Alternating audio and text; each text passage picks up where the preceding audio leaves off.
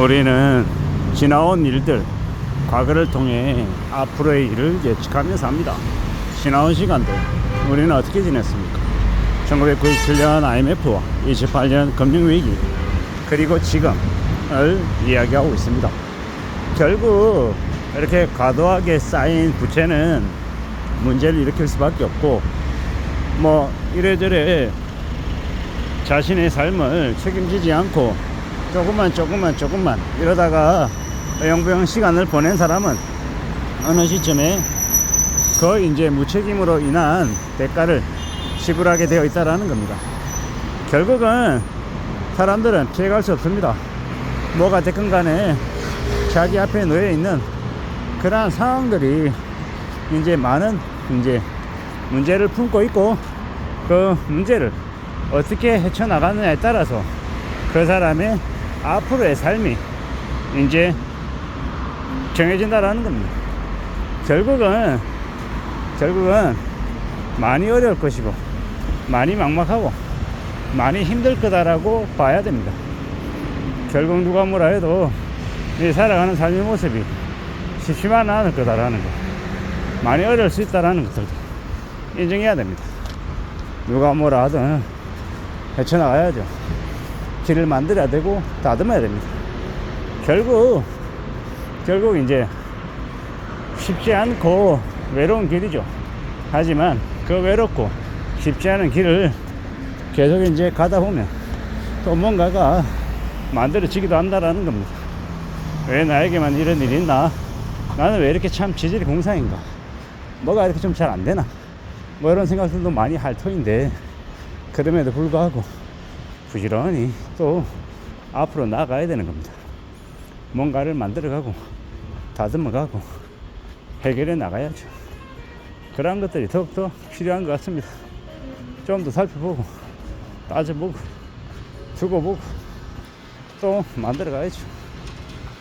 뭐가 좀 더 괜찮은 것이고 뭐가 좀 더 아닌지 판단이 안 쓸 때도 종종 있습니다. 하지만 그럼에도 불구하고 그 상황에 맞게 뭔가를 좀 고려해야죠. 구상해야 된다라고 생각합니다.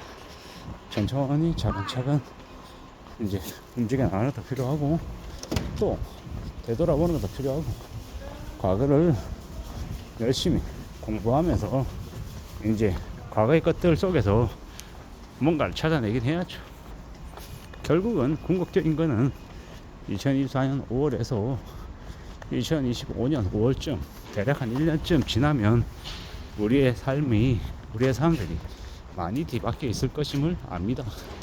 윤석열 정부 아래에서도 이제 할 수 있는 것들이 그다지 많지 않더라는 겁니다. 정부의 재정도 이제 적자를 너무 많이 내보이고 있어서 과연 이렇게 계속 지속될 수 있을까 라고 생각하면 의구심이 드는 게 많죠. 좀 더 시간이 지나면 이제 대기업들 이제 법인세 깎아준 것도 다시 원복시키겠죠. 부동산 세금도 좀 그러하지 않을까라는 생각도 들고, 여러모로 이제 많이 빡빡해질 겁니다. 개인들은요, 서민들은요, 이제 더 많은 세금과 더 많은 부담을 감당해야 될 겁니다.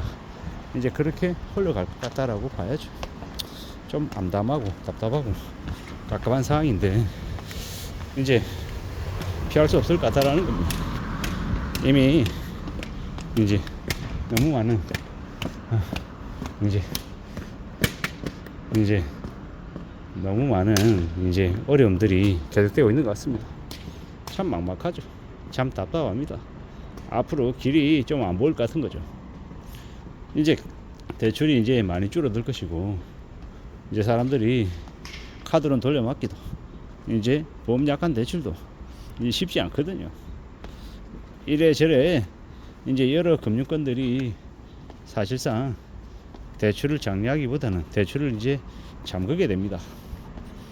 그네들도 자기들도 충당금 적립해야 되고 자본금 쌓아야 되고, 이제 앞으로의 이제 이 어려운 난국을 헤쳐나가기 위해서 자기들이 먼저 살려고 이제 대책을 마련해야 되는 시기가 이제 오는 거다라는 겁니다.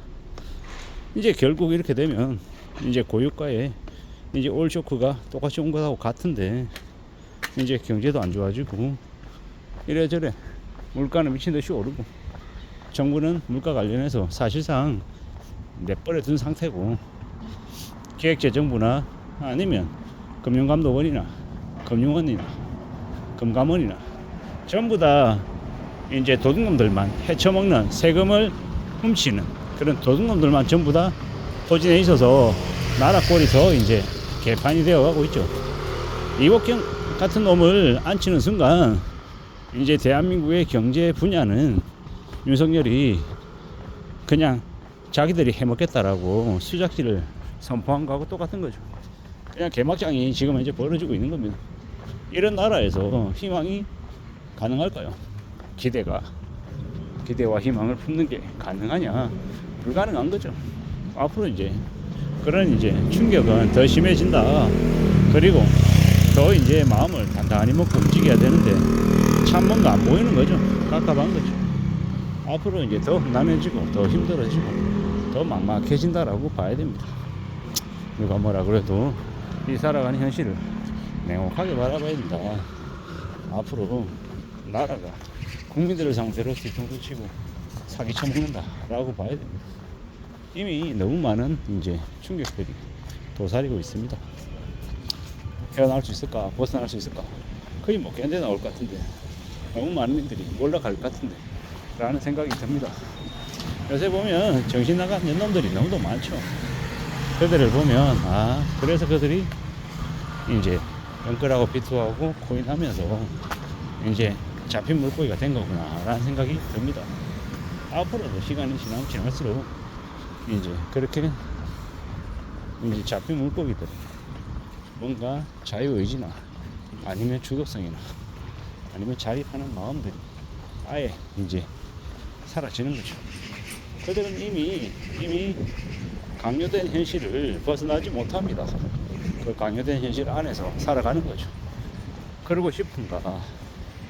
뭐 그들도 일부러 그런 건 아닐 것이고, 어떻게 하다 보니까 그렇게까지 이제 상황이 변한 거죠.